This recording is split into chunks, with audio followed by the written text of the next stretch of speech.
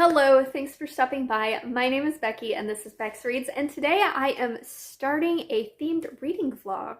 Crystal at Books Forever After invited me to participate in a reading vlog collab with her, and we will both be reading Beauty and the Beast retellings. So she will be reading historical romance Beauty and the Beast retellings, and I will be reading fantasy romance Beauty and the Beast retellings. I will have her channel tagged down below as well as her vlog linked, so go check out the Beauty and Beast retellings that she chose to read. And let's jump into this reading vlog. I am here to give you an update on my first book, which I started reading, Heart of the Fae by Emma Hamm. This is a true Beauty and the Beast retelling.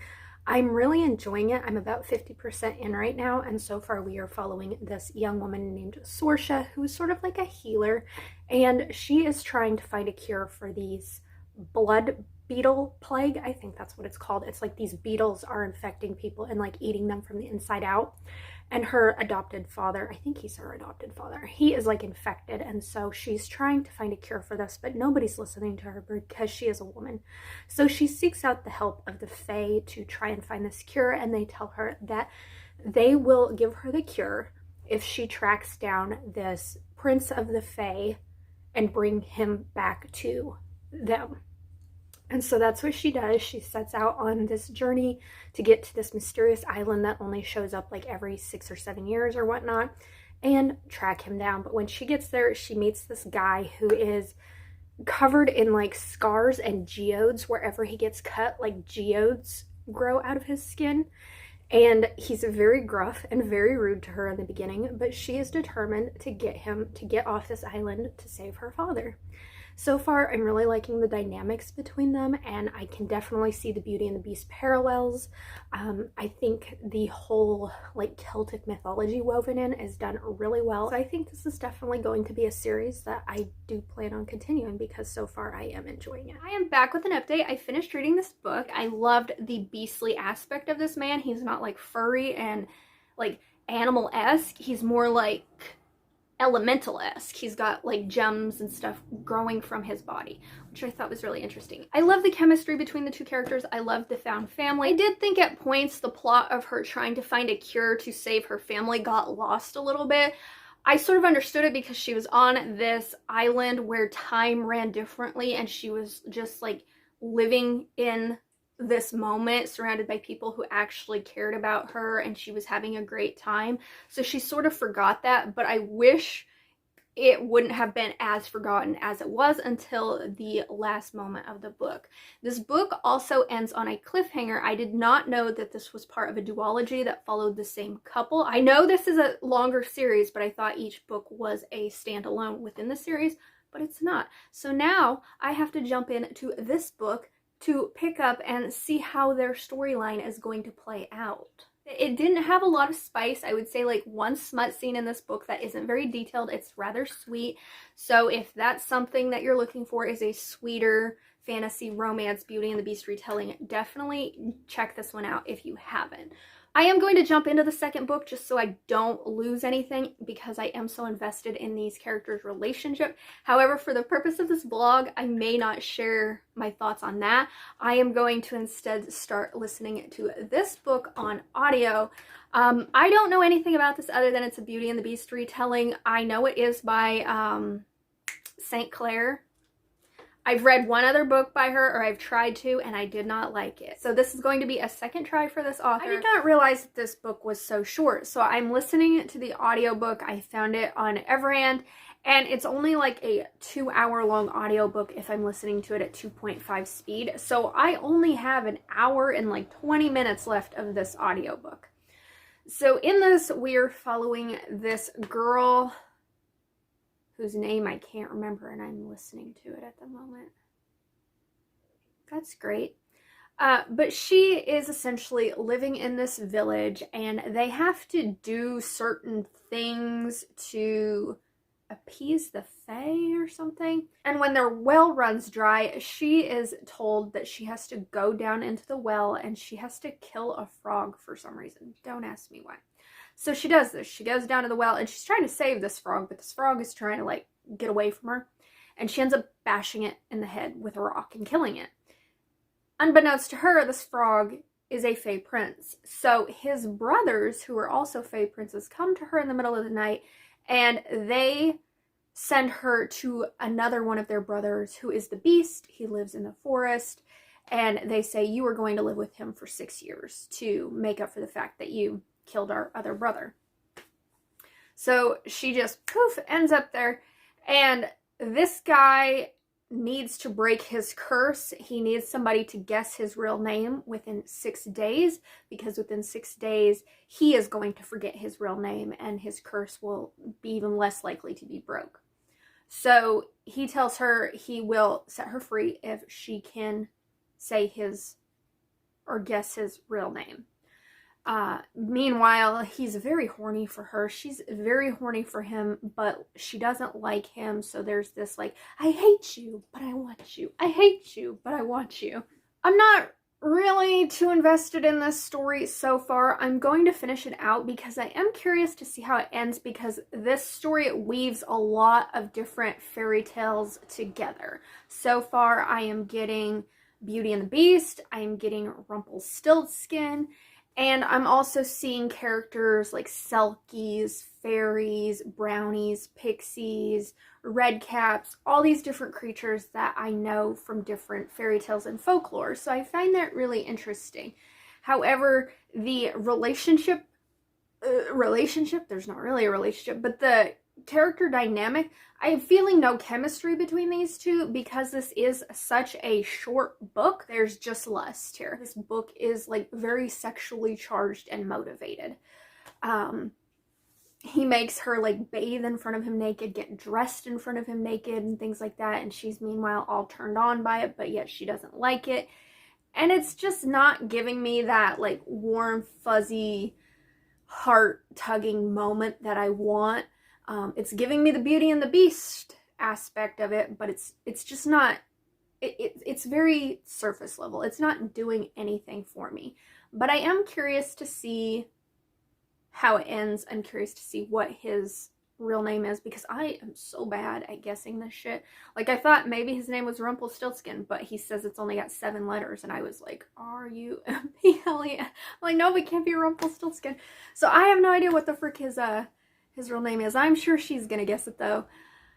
So I am going to finish this, and I will probably give you an update later today just because I'm about done with it.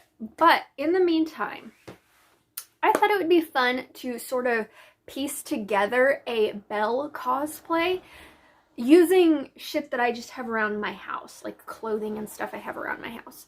I used to have a Belle, like a very cheap Belle dress. Here it is. I dressed up as Belle for Halloween for many a year using this costume, until eventually it got tears in it, the hoop skirt fell apart, and I had to throw it away. So when Crystal asked me to do this a reading vlog, I was like, oh man, I wish I hadn't thrown that dress away because I could have dressed up as Belle. But I am going to use this inspiration right here because I think I could find something in my house that could give me this look somewhat with just the clothes I have. So let's see if we can make this happen, okay? So it looks like Belle is sort of wearing like a white dress underneath the blue dress, but I think I could get away with using a white like button-up shirt. Like, I don't have any, but thank God I live with my sister, and that's the great thing about living with your sister. You can steal her clothes. So let's put on this white top and go from there. Phase 1 complete. I think my sister also has like a denim looking tank top dress for summer. Let me try to find that because that's probably the closest thing I have to her blue like tank top style dress. Okay, I found it. I had to turn it inside out though because on the outside it's got like details on it. And I'm trying to make this look as much like this as possible. So let me slip this over my head and see how this works. This is like cosplaying on a budget. And it's not nearly as long as what hers is either, because hers is like ankle length and this only goes to like right above my knee. She also has like a blue tie in her hair, so we're gonna put a tie, but I gotta go put on a wig because my hair is not long enough for her ponytail, so let's go do that. I feel like my hair color is pretty similar to Belle's, but it's not long enough, and I don't have a wig that's like this color. I have a darker one, so that's what we're gonna have to go with. Okay, so while this wig is brown, it's dark brown. This also isn't a tie, it's a belt. Tell you, we're just piecing shit together here. I think she has on black flats. I think I have some black flats if I didn't get rid of them. Oh my gosh, I still have them. Okay. Here's the best, like, look I can give for this Belle on a budget. There's the shoes. Okay, but I will take a picture and I'll put the comparisons here side by side. Okay, I just finished that stupid book. The only reason I kept going is because it was a short audiobook and I was trying to figure out this guy's name. And I did. I figured it out. Mainly because I did a Google search of synonyms with grief. If I had to figure it out on my own, I probably wouldn't have figured it out, but Google helped me out. I'm gonna give this 2 stars. Yeah, this was not good. I liked the like amalgamation of different fairy tales that were thrown into the story. I thought they were weaved in really nicely. The magic mirror was my favorite character. He was like incredibly snarky and very like uppity. I loved that character. And the audiobook was dual cast narrated, which I appreciated. But other than that, this was just a story of 2 characters who hate fucked each other a lot. She was so annoying. Oh my god. She would say she hates him, then she would fuck him. Then she would cry because he didn't give her an orgasm the way she wanted him to, and then he would go and comfort her, and then they would fuck again. And then they would just be like, I hate you. And then they'd go have sex. I hate you. And then So if you are somebody who really likes erotic fairy tales, here you go. This one will do it. But I felt absolutely no chemistry between these characters because it was so insta-love, and they did not take time to even get to know each other at all. Like, he didn't even know her name until the last, 2 minutes of this book. He called her my creature. How is that supposed to be sexy? I don't know. This wasn't good. This wasn't a good Beauty and the Beast retelling, but I read it, and now I know that I don't think I'll ever pick up another Scarlett St. Clair book again, because this is the second book I've read from her, and I did not like either of the books I read, so there's that. But let's move on to the third and final book that I'm going to read for this vlog, and hopefully it's a good one. Today is not a glamorous nor even close to pretty day, but I did not feel like putting on makeup today or really doing much of anything to make myself presentable. But I did want to give an update on this book I'm reading before I actually finish it. So I started reading The Beast and the Beauty. This is a random Beauty and the Beast retelling that I found. And what intrigued me about it is that the girl is the beast. This is about a young woman named Sybil who was cursed to be a beast at the age of 18. She has horns, really gray, lifeless looking skin with scales. She's got claws, her feet are cloven, and she's got fur. She's a very beastly looking chick. And in order to break her curse, she has to get a man to propose marriage to her. So she has spent the last 40 years under this curse, and she has tried to get men to propose to her to break this curse. And as soon as they find out that she is this beastly looking woman, they skedaddle and get the hell out of there. And then one day during a snowstorm, she looks out the window of her manor and she notices that there is somebody laying in the snow. He's about dead or whatnot. So she sends her people out to save him, and he ends up being this prince from a different kingdom named Gerald, I think, or Gerard, I don't know. It starts with a G. And he is this very sweet puppy dog of a man. He's a very beautiful man. People often make fun of him. He's also a very studious young man. He is pretty much snowed in to this manor with Sybil and all of her servants and things like that. And the servants are trying to convince her to give him a shot to get to know him, and she has pretty much given up hope that her curse will ever be broken. She's very self-conscious. So in order for him to not know that she is the lady of the manor, she puts on like drab clothes, she puts on a veil, long sleeves, everything she can do to hide her appearance, and she pretends to be a lady's maid. And in doing so, they actually start to get to know one another. She really loves reading. He loves reading. He loves being able to talk to her about books. She's into gardening, and he loves talking to her because not a lot of women he can talk to about the things that he's interested in. And eventually he does find out that she is the lady of the manor, and she's beastly looking. She is still very much resistant to allowing him to get to know her on a deeper level, because she really doesn't think that he will be able to love her enough to want to propose to her, despite the fact that he has said multiple times, you know, I look past people's appearance. I look at what they have to offer instead of what they look like. And she's like, sure you do. It's because you're pretty. And so at the point I am right now, I'm about 50% into this. They are trying to track down a mage to break the curse on her, because he really wants to help her break this curse, but she can't tell him how to break this curse. Every time he tries to ask her or the servants how to break the curse, they almost cannot talk about it. So they're searching for a mage to do that. Meanwhile, he has his own curse that his own kingdom is under. They are being terrorized by trolls, and so he wants to find this mage to help get rid of the troll situation. And they're just getting to know one another. So I am really enjoying this story. I love that the female main character is the beast in this situation. I love books where the female main character is the monster, is the alien, anything like that. I get such a tug in my heart with those books. And I want more authors to write me books with female monsters and aliens, and where the female is seen as the beast. I want that so much. Why can't authors give me that? So I am so glad that I stumbled upon this. This does feel like an adult fantasy romance. I didn't get the sense that Sybil was an 18-year-old girl, because she said that she had been under this curse for 40 years. So I thought she was a 40-year-old woman until she said that I am perpetually young. My staff is all stuck in the age that they were when they were placed under this spell. So technically she's still 18, but she's just been 18 for 40 years. And I thought the male main character was actually older than, I think he said he was 25. I got the sense that he was like at least later 20s, early 30s.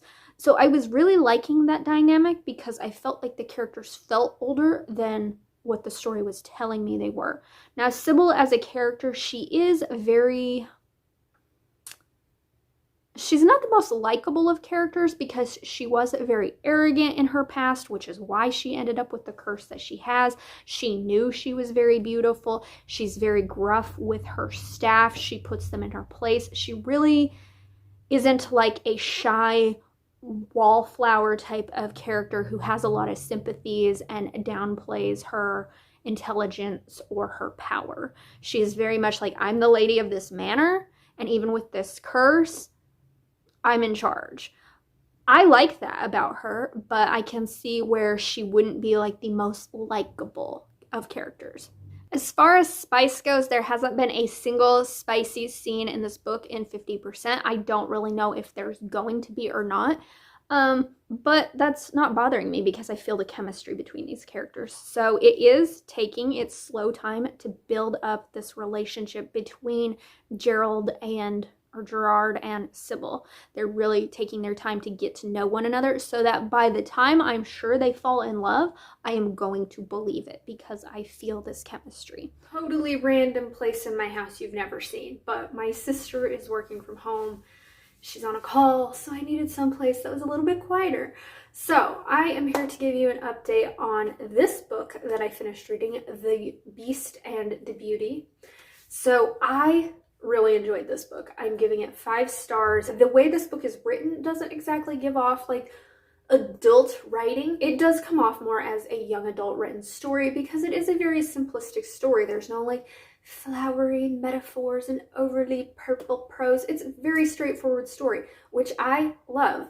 I love books that can just give me a straightforward story without all the metaphors and shit like that. I think if you were into Beauty and the Beast retellings, you should definitely check this out because it did tug at my heart at moments, and I felt like the characters had a really good slow burn relationship development. This has absolutely no spice in it at all. They kiss once. These characters did something that is one of my favorite things ever in books. They start out as strangers, they build a friendship, and then that friendship turns into attraction and romance.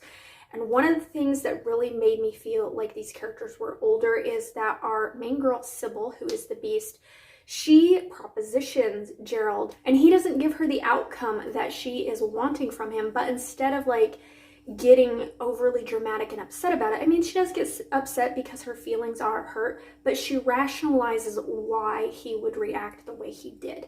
And I thought that was a very mature thing for her to do.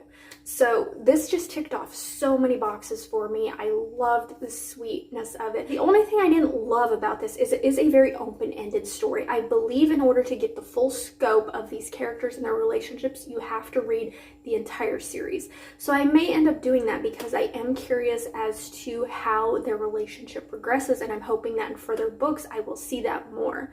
This is also part of a reverse fairy tale story where each of these stories, the characters' dynamics are flipped. So the book after this, I think, is a Sleeping Beauty retelling where Sleeping Beauty is the guy of the story. So I'm intrigued by this. I love this idea, and the dynamic of her being the Beast is just, it just clenched up my heart. So I cannot recommend this one enough. So this was a great one to end out this Beauty and the Beast retelling vlog. Although I am going to try and recreate this cover because let me show you. I own this dress in this cover. It has like the cinched up in the back like this one does. So let's put this dress on, let's put the wig back on from my previous cosplay, and let's do a cover recreation for this book because I loved it so much. Here is the final cover recreation. Let me know what you think down below. That finishes out this Beauty and the Beast retelling vlog. Thank you so much, Crystal, for inviting me to do this. I wanted to read a couple of these books anyway, so it gave me a great excuse to do that. And I like dressing up, so it gave me a reason to do that as well. So be sure and check out Crystal's vlog down below, see what historical Beauty and the Beast retellings she read, and let me know what was the last Beauty and the Beast retelling you read. But if you don't want to comment that, but would like to let me know that you made it to the end of this vlog, could you just leave me a rose emoji, of course? And with that, thank you so much for watching, and until my next video, go read a Beauty and the Beast retelling. Bye!